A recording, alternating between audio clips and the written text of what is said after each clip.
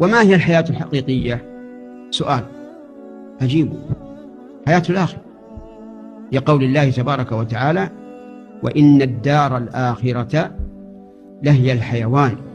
قال أهل العلم: الحيوان الحياة الكاملة. وقال عز وجل: يومئذ يتذكر الإنسان وأنى له الذكرى يقول يا ليتني قدمت لحياتي.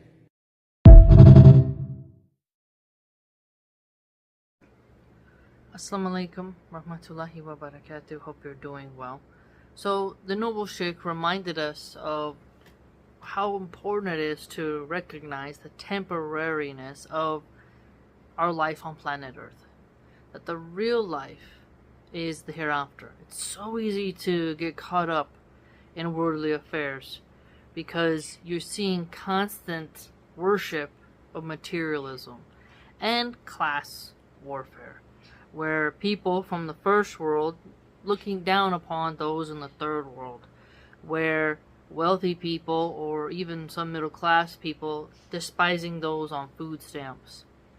And Instagram in particular has a way of flexing wealth, but also X, formerly known as Twitter, has a way of really shaming people for immigrating to America for more economic purposes, and where Americans oftentimes look down upon immigrants from third world and second world nations and deem them unworthy and less than.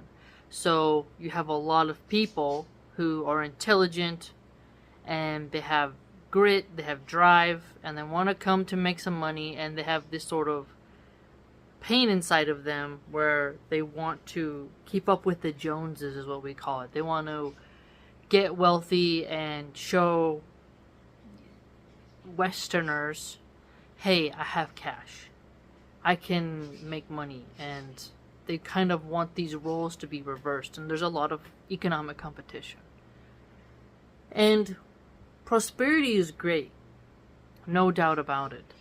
But as we see with influencers like Andrew Tate, who made money doing cam work, who encouraged women to behave in a sinful way, who is somebody that calls people like Bonnie Blue based and smart because they decided to monetize their sexuality instead of giving it away for free, as he put it.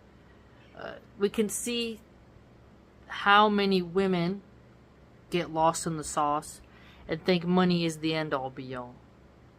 And they want bags and purses and vacations, and they want plastic surgery. They don't really want to be homely, wholesome, minimalistic. There's a lot of pomposity, vanity, gluttony, you name it. And so the Sheikh Uthaymeen has reminded us that we need to put forth good deeds because we're not going to be able to take the money with us. And as we see the horrendous actions occurring in Palestine, and how many influencers are paid to make excuses for these actions by the Zios, your heart begins to ask why. Why is it like this? And you see those people doing it for money. Tim Dillon, who is one of my favorite comedians, said a raunchy joke. He said that, they pay me enough money to look the other way. And he was doing a bit. And he said the quiet part out loud, that he's for sale. And I was very disappointed by that, but what do you expect? It's Tim Dillon. But the point is that people like Officer Tatum, Tim Pool, Patrick Bet-David, there's so many influencers now who are popular on X, who are getting money, who are getting permission to grow their channels on YouTube. They're not shadow banned at all. They are getting their hands greased to not even have mercy towards all the children. And then we can see why censorship of the raw footage of that horrendous genocide is occurring. Because when people see the reality, there's no ifs, ands, or buts about it. And as a parent, we want our children to survive and thrive. And in America, there's so much materialism where your kid has to have an iPhone, has to have an iPad, has to have this computer, has to have this brand of shoes. You see people actually saying they can't have kids because they can't afford those items, and they don't want their kid to go to school and look poor and feel picked on. It's quite heartbreaking. It makes me think about how I saw a viral video from Mexico where a father discovered that his son was bullying a poor child for not having nice shoes. So the father took his son to go apologize to that boy and then made his son give his shoes to the boy. And it was such a powerful moment for me to watch that, because it just showed that there's still parents out there who recognize you can spoil your kids too much and they can become wretches.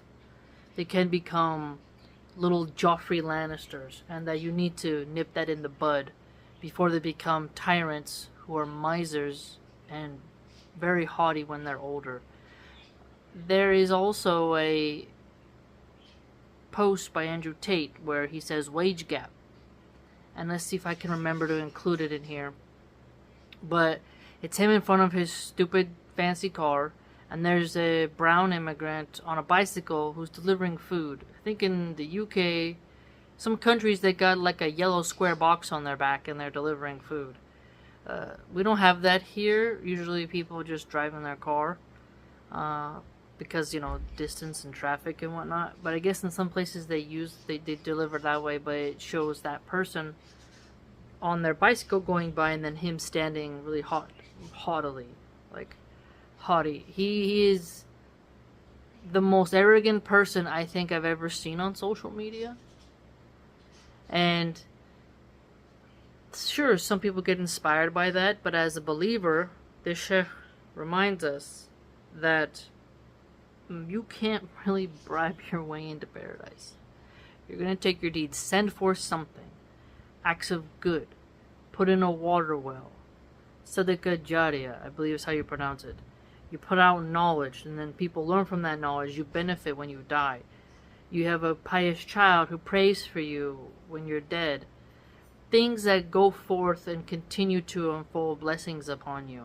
If more people had the Islamic mindset of do good deeds in perpetuity that are going to last, things would be different. But when people worship money, vanity, materialism, and they're classicist, you're beginning, to see that it doesn't really make for a harmonious environment. And the ironic part is there's a lot of verses in the Bible about helping the needy, helping the wayfarer.